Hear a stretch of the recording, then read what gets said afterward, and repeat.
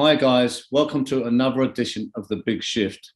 And I have to say, guys, we've only been going a few months and we've got our first 1 million views. I've got an unbelievable story for you today. Has been said to be the mob boss of Hollywood. This is a guy who knew people like Meyer Lansky, Frank Sinatra, even latter day people like Wycliffe, Naomi Campbell. Some really good content coming, guys. Next.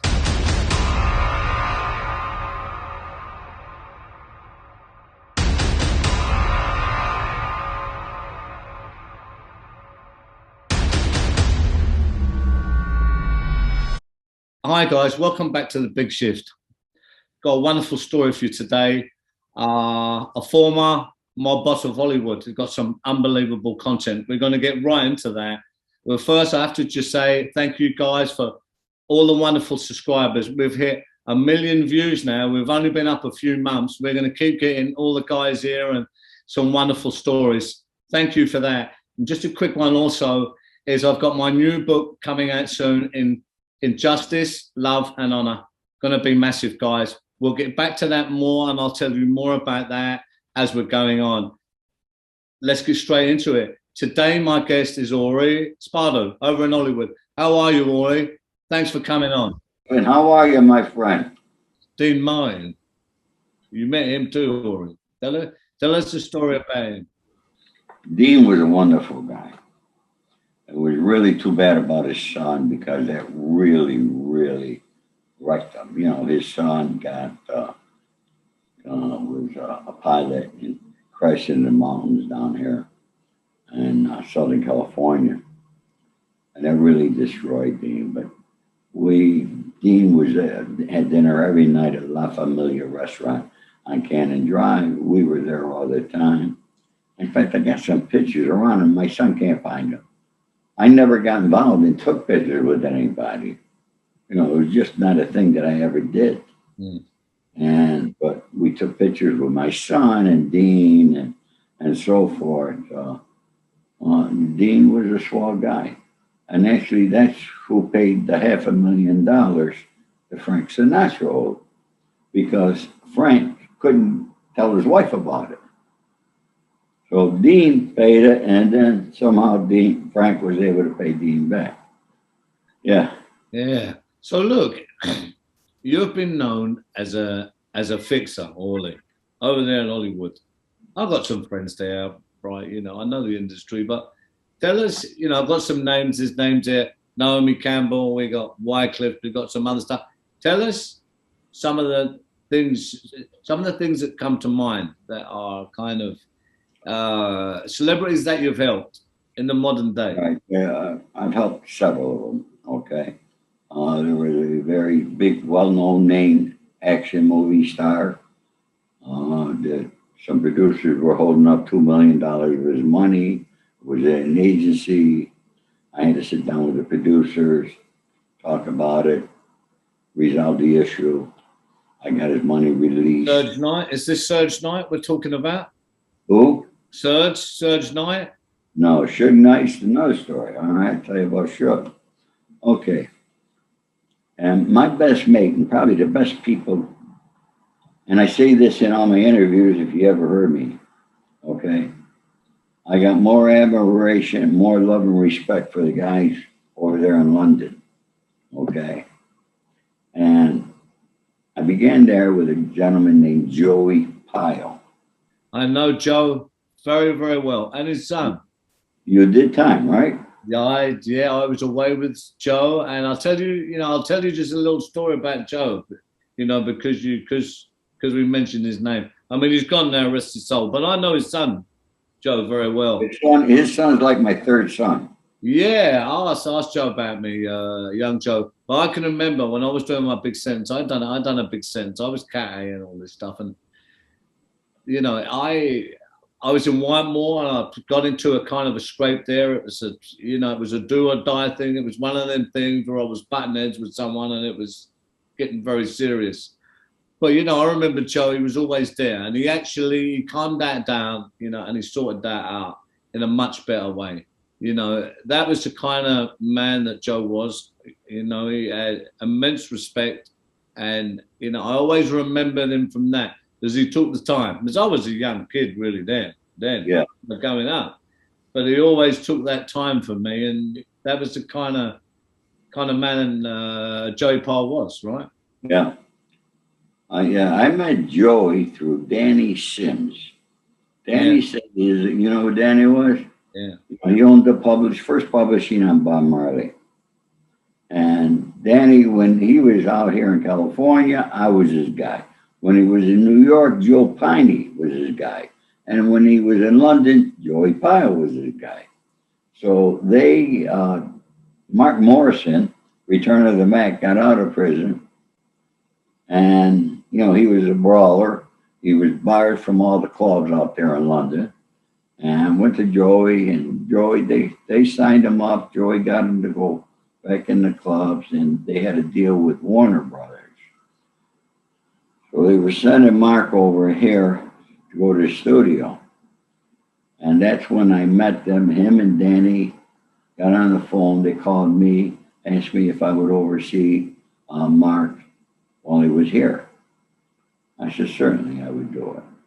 And when Mark got here, my son Anthony and I, who's in this picture back there, all right, because Anthony was closer to his age, we went over, it was the Mondrian.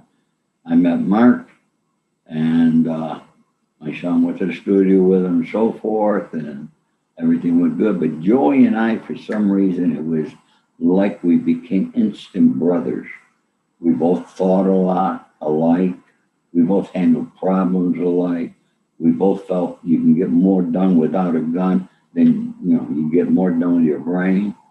And we were talking on the phone until my first trip there. I swear to God, 4, 5 times a day. And Joe would be in a pub always.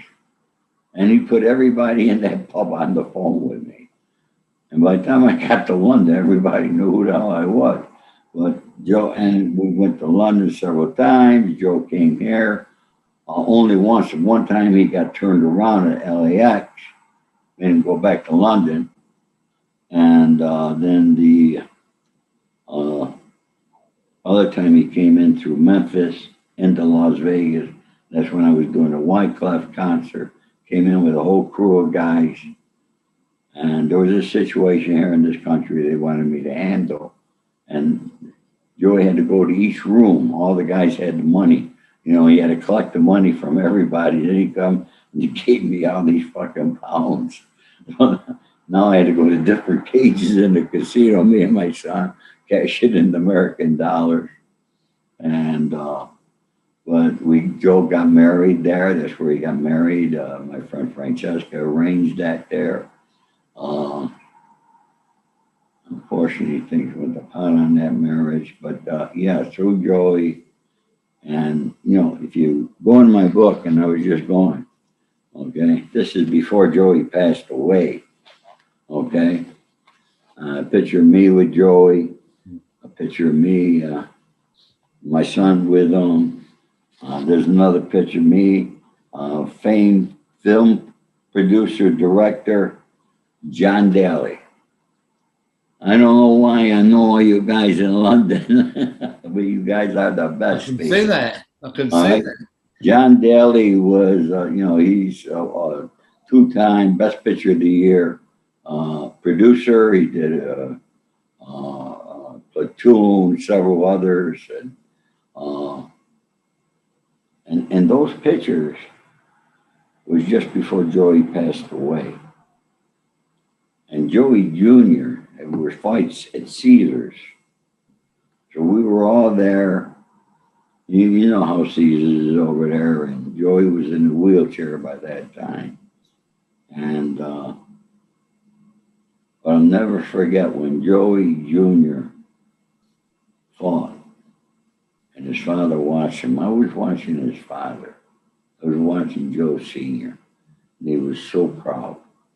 It was just an amazing evening. And it was shortly after that there that he ended up, I know we raised money, trying to get him stem cells and so forth, but it was shortly after that trip, and I was probably one of the last people Joey Jr. put me on the phone when Joey Sr. was in the hospital there, and Joey passed away. I love Joey closer than you could imagine. Joe was a legend here. Yeah. You know, he really was. And yeah, you know, I'm good friends with him, old Joe, you know, certainly all them guys in that era as well. A lot of them around Joe, certainly, and younger Joe. Tell us a little bit about. Thanks for that, by the way, Wally. Tell us a bit about Suge Knight, because you got him his money back. Is that right? Suge Knight, yeah. Okay, there was a gentleman in the record business from London named Ron Winters.